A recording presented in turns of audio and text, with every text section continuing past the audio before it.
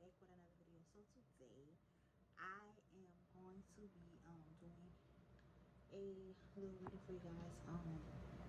I am actually out of town right now, so I just got back and I was like, I haven't recorded a video for this channel, so I wanted to do a reading for you guys. And I hope everybody's having a good day, a great day, a blessed day. And we're going to go ahead and start the reading. This is going to be a general reading for the week of March the 8th. So yeah, you guys, I'm going to pull 3 sets of cards, and then I'm going to read this book. This is my first time using this deck, and this is the book that comes with it. So I will be pulling 3 cards, and I will be reading from the book, and then I will do a clarification of those cards. So let's get into the video, you guys.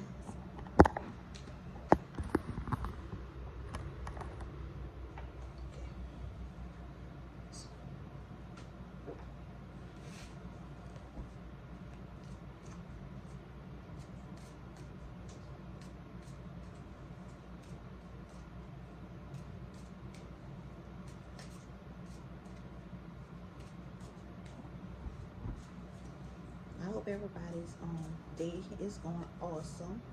My day is actually going very, very good. I had a very great day. So yeah, you guys, let's go ahead and get into this prayer. Thank you, God, for continuing to bless me and everyone around me to be happy and to be blessed, Lord God. Thank you, Lord God, for allowing me to be here today to do this reading, Lord God. I ask that you place your hands of protection around me and my family and friends, Lord God. Bless anyone who is hearing this reading today, Lord God, and let their soul be blessed by you, Lord God, and that this gives someone peace and clarity in their heart, Lord God. I ask these things and many more in your daughter son Jesus' name I pray. Amen, amen, and amen. Okay, so here we go, you guys. So let's go.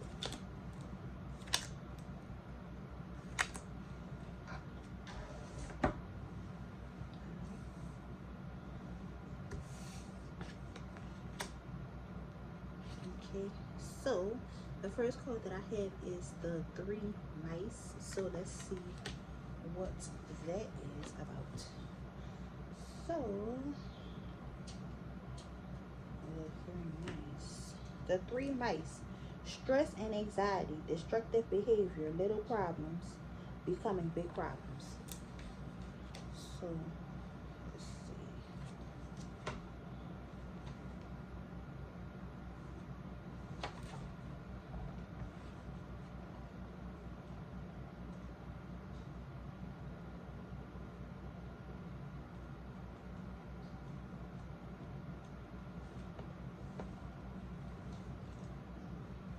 The 3 mice. It says stress and anxiety, destructive behavior, little problems become big problems. Overview. They might look small and cute, but they are more trouble than you think. The mice are the little frustrations, anxieties, and issues that eat away at you. All these problems that seem small and manageable. So you put them off until they've piled up into one big mess. You know how to you know how a parking ticket might cost $50, but if you forget to pay it within the first few weeks, it goes up to $100. And then before you know it, you have an extra $350 due on your car registration. That's a good example of how the mice can work. When this card comes up, it's a reminder that you better get a handle on everything that's stressing you out before it gets totally out of control. If you want to get literal, the mice is very deceptive. It represents the things that are nibbling away at you, scratching under the surface, nagging away at your confidence or sense of well-being. This is a card about anxiety, so it can manifest itself in a lot of ways. It can represent the inner saboteur, the outside influences in your life that nag at you and make you feel less than a mixture of both. When the mice pops up, it tells you to identify and deal with frustrations and annoyances. Anything you've been putting off or letting pile up. All the stuff you push away during the day and then wake up worrying about in the middle of the night. You don't want to leave mice unattended for long. If you ignore them, they'll keep multiplying and make things even worse. So take care of that shit. The reading.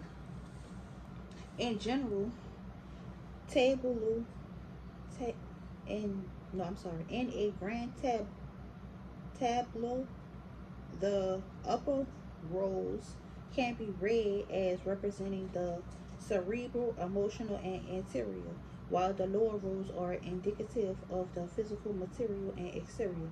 We'll get into this more when we talk about the grand table and that later on. So when the mice appears in the upper row of a grand table, this card can be speaking to problems and anxiety that are either self-created or in your head, or troubles that are simply out of control entirely. If they're showing up in the lower part, okay, so it's in the upper part. So this card represents anxiety, guys. Okay, so let's do the next card. The next card is the birds. So it's looking like whatever the problem is that you have going on, just like let it go. You making the problem more than what it has to be. Like whatever the situation is not really that big of a deal, because you're making it more than what it has to be. And just leave it up to the birds. Like let it go to the birds. Like it's for the birds. Like it's not even that serious. You don't even need to be letting yourself be stressed out behind whatever it is that you're allowing to get out of control, and you're making the problem worse than what it has to be.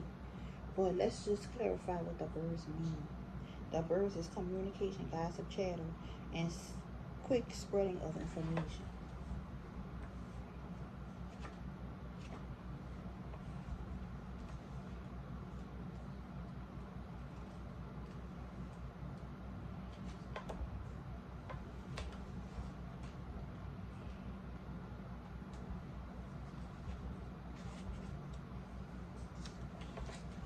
The birds, communication, gossip, chatter, the quick spread of information. Think about a bunch of birds sitting on the wire chirping away. Once they get started, it's hard to shut them up, and every time you look, more and more birds have arrived and joined the conversation. The bird is a card all about verbal communication, chatter, and word traveling fast. There are a handful of cards about news and messages in the Lenormand, but this one is most immediate.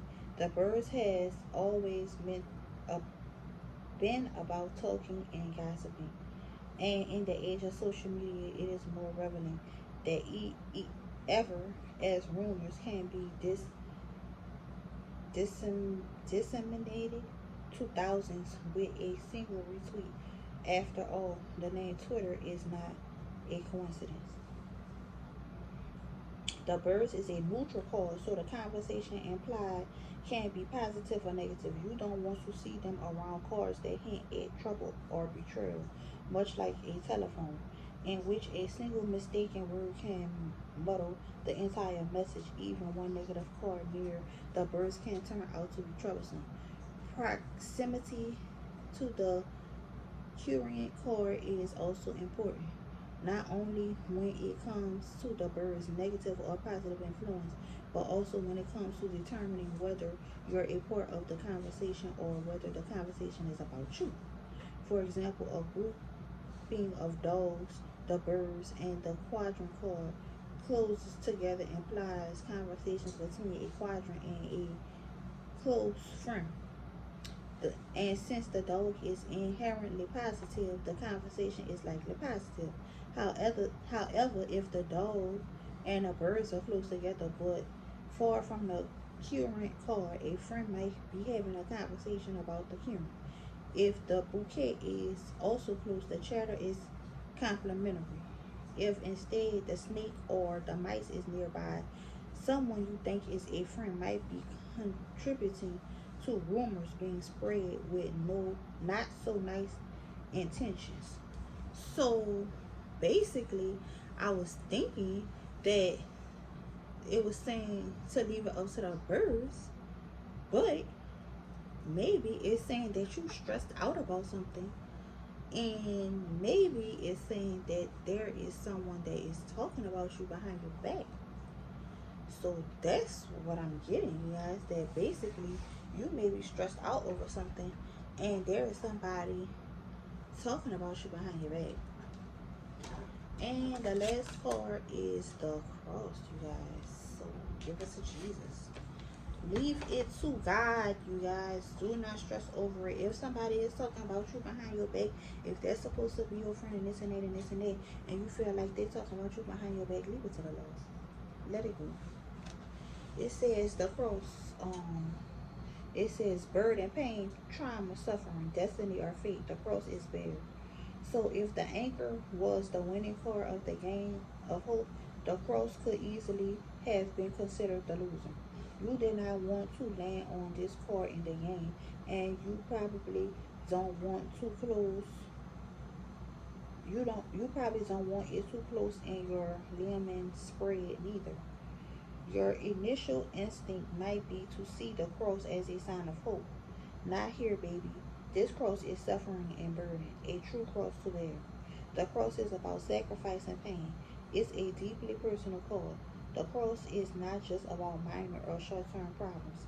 It's about long-term damage, emotional burdens, and scars that don't heal easily. The cross is the things that stay with you and the things that you have had to leave behind. It's the emotional baggage you carry that makes you have that marks that the marks that have been left on you, your psyche, by painful experiences throughout your life. This card also speaks to destiny or fate. Someone or something that keeps returning to your life.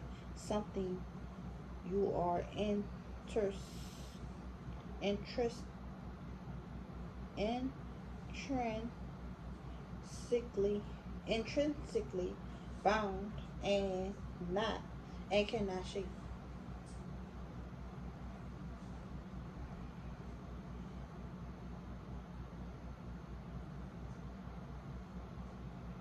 Okay, so they saying that the cross is representing pain, and maybe you are feeling pain. Maybe you're feeling pain because your friend is maybe talking about you behind your back, or someone is talking about you behind your back.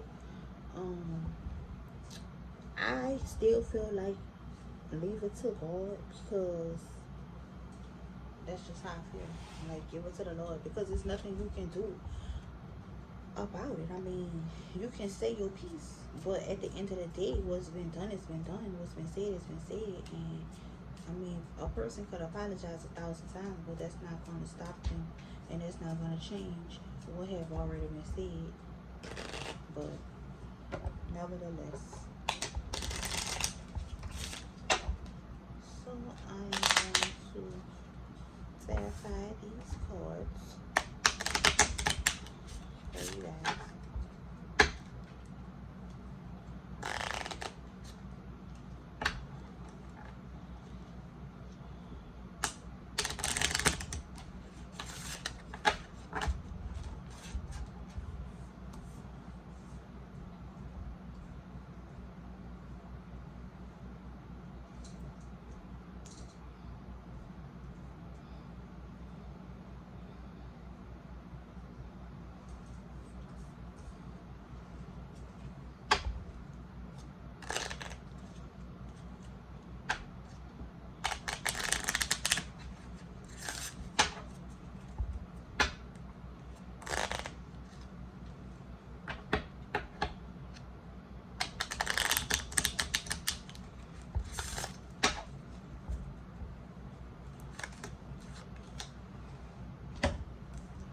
Okay, so the first card that fell out is the Garden.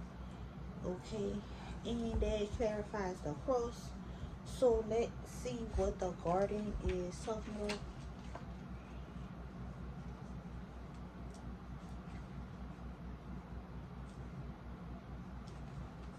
The Garden. A gathering, a social event, networking, public interaction, being out and about. The Garden is no humble bag for a flower patch. It's hosting the soiree of the year. An alternate name of the Garden could be the party. This is a card all about seeing and being seen, meeting people, rubbing elbows, and getting public attention. Parties, dates, festivals, conventions, networking events, casual get togethers. If there's an opportunity to be social, have fun, and get to know people, it can be found in the garden. It's a place where the vibes are good and the drinks are flowing and the people are happy to see you. Lots of traditional garden cards portray a fountain, mine included. This is a party just because fountains are a popular feature in aristocrat gardens in the 19th century. When the first Liam Man deck was illustrated, the fountain lends the card a grand feeling, but it has more layered meanings too. As Cass and Goodwin note in Easy Lenormand, it's a symbol of vitality which nourishes one's capacity to enjoy life and return is nourished. The garden and its fountain remind us that a little dose of positive social interaction can be essential for one's sense of well-being. So the garden is clarifying the cross. Um, so to me, it's saying that if you leave it up to God, God is going to fix the problem. God is going to make it be where you can enjoy yourself. You can live your life. You don't have to worry about being stressed. Stop worrying about what somebody is saying about you. You making a big deal out of something that does not even exist. So just leave it to God. If somebody is, leave it to God, and you will enjoy life more if you stop stressing about something that doesn't even exist. The lily. Okay, so let's see what the lily is. Yeah. So it's like, I don't know, I'm saying that you're stressing, like you're stressed out about if somebody is talking about you, but maybe you're just overthinking it. The lily is clarifying the birds. Peace and maturity, old age, conversely, virtue and purity, sensuality and sexuality. In my opinion, the lily is one of the most confusing cards in the Lenormand deck, with lots of different ways to interpret it. It probably has more commonly accepted meaning than any other cards. If you pick up any three Lenormand books, chances are the explanation for the lily in each will likely vary quite a bit from the one before it. Let me add mine to the confusion. Meaning number one, the lily is a card about serenity and peace. More specifically, it can allude to maturity and old age. Some readers even choose to look at it as um, a significanter for a specific elderly person in a current card. Meaning number two, it is pretty straightforward. The lily represents honesty and loyalty, goodness of heart, wholesomeness, and all the steadfast and understanding type of stuff. You can almost kind of see how that meaning could be a bridge between the first one and the next one, kind of. Meaning number three, the lily represents an entire spectrum of purity and virtue, for the innocent to the erotic. Sometimes it's about chastity and virginity, but it's also one of the most suggestive cards in the Lenormand deck, and interpreted as a card about sensuality, sex, and even vulva specifically.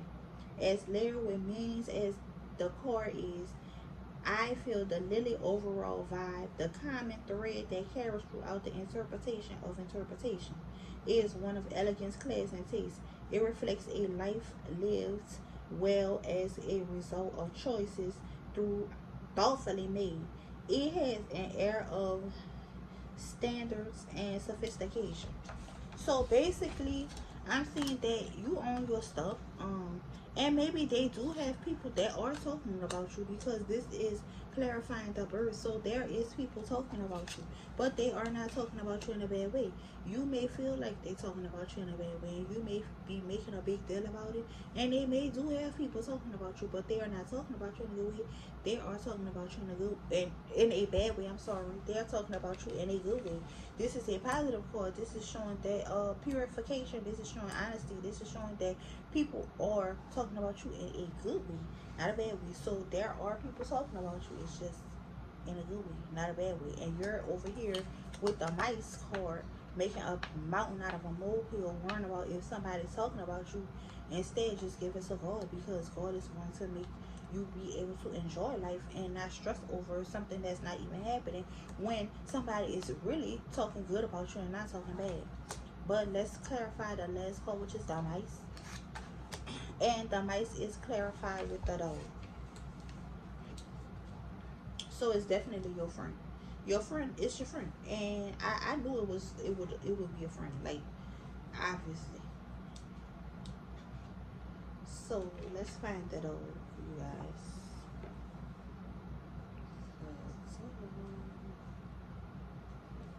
Because I know the dog represents loyalty before I even get to the page. But let's just see.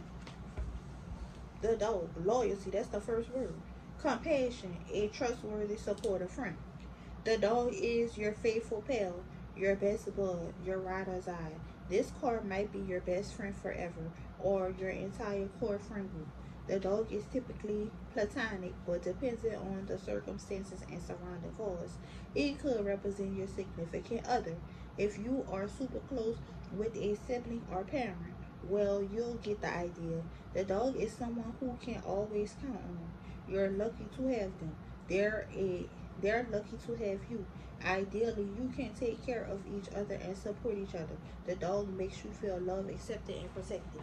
So you over here stressing basically about if your friends are talking about you, talking bad about you, but this is clarifying that they are not talking about you, talking bad about you. They are talking about you, but they are talking good things about you. If they are talking about you and they are loyal to you, they are really your friends. So they're not being fake with you. They're not like talking about you behind your back in a negative way. Like, if they are talking about you, they are saying good things, positive things, and maybe they probably even be bragging on you. They really feel like you're a good friend.